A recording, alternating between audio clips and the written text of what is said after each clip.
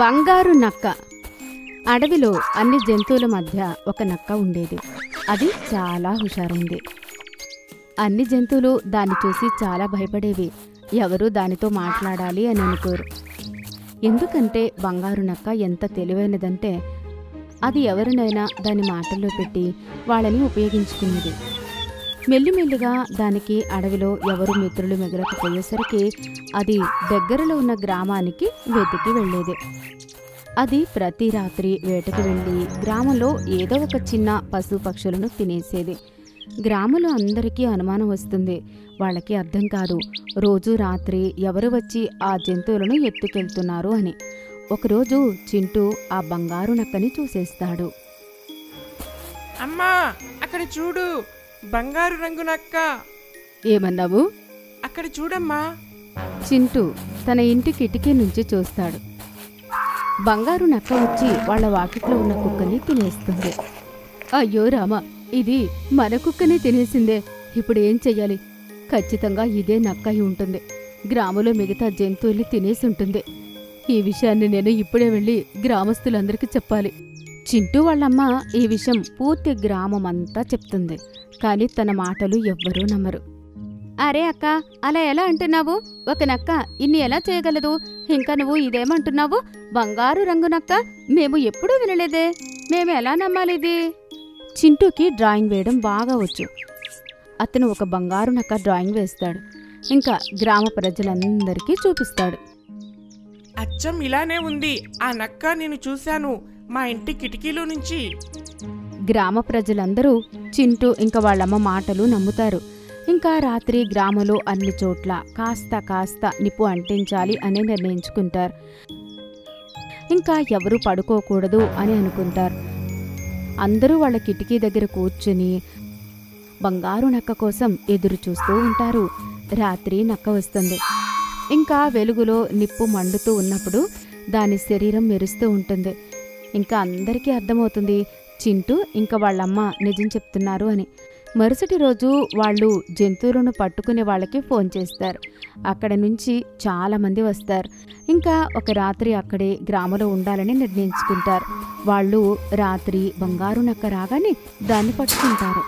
ఇక్కడ చూడమ్మా, పట్టుకున్నారు బంగారు నక్కని. ఇక నుంచి మన గ్రామంలో ఏ జంతువుని, ఏ అడవి జంతువు తినలేదు. హా బాబు, నిజం చెప్పావు నువ్వు.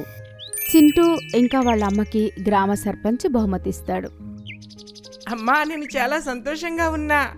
హా బాబు, చింటూ నీ తెలివి ఇంకా నీ బంగారు నక్క డ్రాయింగ్ వల్ల గ్రామ ప్రజలకు చాలా ఉపయోగమైంది.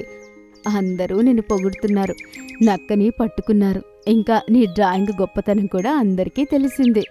పశువు విభాగం వాళ్ళు బంగారు నక్కని చూసి ఆశ్చర్యపోతారు. ఇంకా దాన్ని జూలో బంధిస్తారు. అందరూ దాన్ని చూడడానికి వచ్చేవారు. డబ్బు పెట్టి నక్క నుంచి గ్రామ ప్రజలకు ఇంకా అడవి జంతువులకు విముక్తి లభిస్తుంది. అందరూ సంతోషిస్తారు. ఆలు ఇంకా కచ్చలుకి ఆలుగడ్డ పొలం ఉంది. వాళ్ళు చాలా కష్టపడి ఆలు పండించేవారు. ఒకరోజు ఆలు ఇంకా కచ్చలు కలిసి పంటలో ఉన్న ఆలు తీస్తూ ఉంటారు. హఠాత్తుగా వాళ్ళకి ఒక పెద్ద మట్టి రాయి కనబడుతుంది. అది మట్టి నుంచి అస్సలు బయటకు రావడం లేదు. ఇద్దరూ చాలా కష్టపడి దాన్ని బయటకు తీయడానికి ప్రయత్నిస్తారు. కానీ అది అస్సలు రాదు. గట్టిగా లాగు, గట్టిగా లాగు. బయట నుంచి ఇంకెవరినైనా సహాయం అడగాలి అని అనిపిస్తుంది.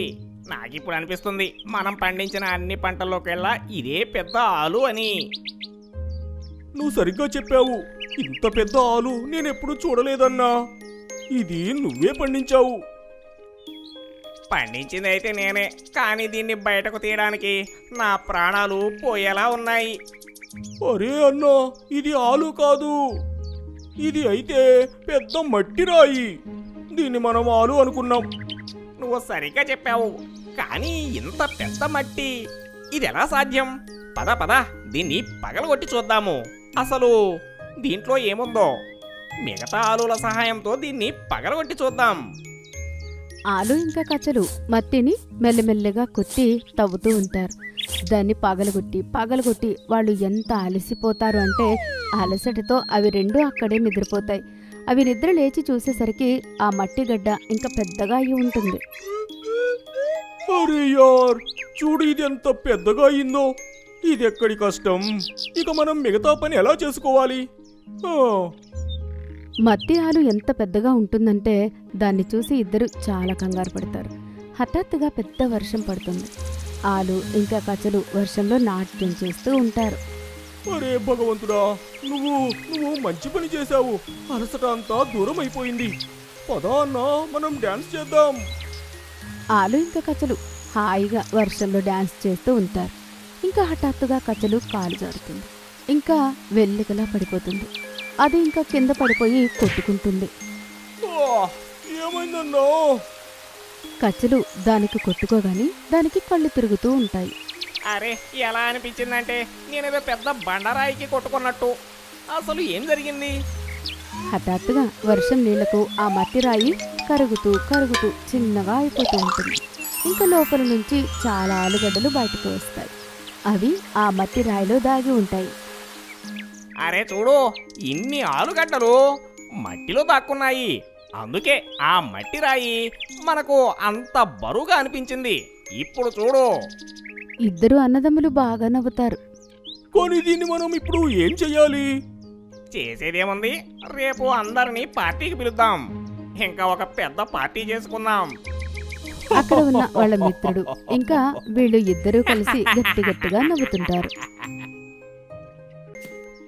గుడ్డు తన తల్లితో కలిసి స్కూల్ నుంచి ఇంటికి రాగానే వాళ్ళమ్మ వాళ్లతో ఇలా అంటుంది. పదండి పిల్లలు, త్వరగా తయారవ్వండి. రేపటి నుంచి మీకు సెలవులు మొదలవుతాయి కదా. మనం ఇవాళ నాన్నమ్మ వాళ్ళ ఇంటికి వెళ్తున్నాం. ఇద్దరు పిల్లలు చాలా సంతోషిస్తారు. వా అమ్మ, మజా వస్తుంది. అన్నయ్య త్వరగా పద, మనం కూడా మన బట్టలు సర్దుకోవాలి. నాన్నమ్మ వాళ్ళ ఇంటికి వెళ్దాం. ఇద్దరు అన్నా చెల్లెలు చాలా సంతోషంగా వాళ్ళ సామాన్లు సర్దుకుంటూ ఉంటారు. అన్ని తయారీలు అయిన తర్వాత గుడ్డు పింకీతో ఇలా అంటాడు. పింకీ, కాస్త ఇక్కడే ఉండు. నేను రాజేష్తో మాట్లాడి వస్తాను. నేను నా ఫ్రెండ్ రాజేష్కి అన్ని విషయాలు చెప్పాలి. ఏంటి అంటే నేను సెలవుల్లో ఇక్కడ ఉండను అని. పాపం వాడు ఎవరితో ఆడుకుంటాడు? వాడు కూడా వాళ్ళ నాన్నమ్మ వాళ్ళ ఇంటికి వెళ్తున్నాడో లేదో.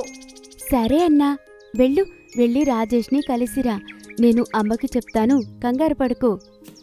గుడ్డు రాజేష్ని కలవడానికి వెళ్తాడు. అప్పుడు రాజేష్ ఇలా అంటాడు. అరే యార్, నువ్వు సెలవుల్లో అంతా మీ నానమ్మ వాళ్ళ ఇంట్లోనే ఉంటావా? అరే, నాకు చాలా మజా వస్తుంది. తాతయ్య నానమ్మ వాళ్ళ ఇంట్లో విషయమే వేరు. ఆపేవారుండరు. మనకు నచ్చిన భోజనం చేస్తాము, నచ్చిన సమయానికి లేస్తాము. సరే, నేను వెళ్తున్నా. గుడ్డు త్వరగా ఇంటికి తిరిగి వస్తాడు. పింకీ ఇంకా వాళ్ళ అమ్మతో కలిసి వాళ్ళ నాన్నమ్మ వాళ్ళ ఇంటికి వెళ్తాడు. ఇంకా నాన్నమ్మని చూడగానే వాళ్ళిద్దరూ సంతోషంతో పిచ్చి వాళ్ళలా అరుస్తూ ఉంటారు. నాన్నమ్మ, నాన్నమ్మ! అరే నా పిల్లలు వచ్చేసారా? మంచి పని చేశారు. మీరు రావడంతో ఇల్లంతా వెలిగిపోతూ ఉంటుంది. చెప్పండి, ఏం తింటారు? నేను మీకు ఇష్టమైన వంటలు చేశాను. పదండి, త్వరగా. నాన్నమ్మ ఇంటికి వెళ్ళగానే గుడ్డు ఇంకా పింకీ బాలే మజాగా అనిపిస్తుంది. ఇష్టమైన భోజనం, ఆలస్యంగా లేవడం, వాకిట్లో ఉయ్యాల ఊగడం, ఇంకా అత్త మామలతో కలిసి బజార్కి వెళ్లి షాపింగ్ చేయడం. ఇద్దరికి ఇవి అన్నీ బాగా నచ్చుతాయి. చాలా త్వరగా సెలవులన్నీ అయిపోతాయి. ఇంకా పింకీ వాళ్ళన్న గుడ్డుతో ఇలా అంటాడు. అన్నయ్య, రేపు మామయ్య మనల్ని ఇంట్లో దింపేస్తాడు. ఈ వారం అంతా ఇట్టే గడిచిపోయింది. అప్పుడే సెలవులన్నీ అయిపోయాయి. అవును పింకీ, నువ్వు నిజం చెప్తున్నావు. ఇంటికి అస్సలు వెళ్ళాలనిపించడం లేదు. ఈ మాటలన్నీ నాన్నమ్మ వింటుంది. ఇంకా పిల్లల దగ్గరికి వచ్చి ఇలా అంటుంది. అరే నా బంగారు పిల్లలు, ఇంటికి వెళ్ళండి. మీ అమ్మ నాన్న మీకోసం ఎదురు చూస్తూ ఉంటారు. నాదేమి ఉంది, వచ్చే సెలవులకు మీకోసం ఊరగాయ, అప్పడాలు ఇంకా స్వీట్లు చేసి పెడతాను. ఇంకా తెలుసా, ఇవాళ నేను ఒక కొత్త కథ వినిపిస్తాను. అది మీకు వచ్చే సెలవుల వరకు గుర్తుంటుంది. ఇంకా మీకు బాగా పనికొస్తుంది. అయినా మీరు లేకుండా నాకు కూడా బాగా అనిపించదు. మీరు నా బంగారాలు. మీ వల్లే ఇంట్లో వెలుగు ఉంటుంది. రండి నా దగ్గరికి. నాన్నమ్మ ఇద్దరు పిల్లలకు కథ చెప్తుంది. ఇద్దరు పిల్లలు నిద్రపోతారు. మరుసటి రోజు గుడ్డు వాళ్ళమ్మ వాళ్ళని తీసుకుని వెళ్ళడానికి వెళ్తుంది. ఇంకా వాళ్ళ ఇంటికి వెళ్ళిపోతారు. ఆ తర్వాత మరుసటి రోజు నుంచి స్కూల్ మొదలు. నాన్నమ్మ ఇంటి ప్రయాణం పూర్తయిపోతుంది.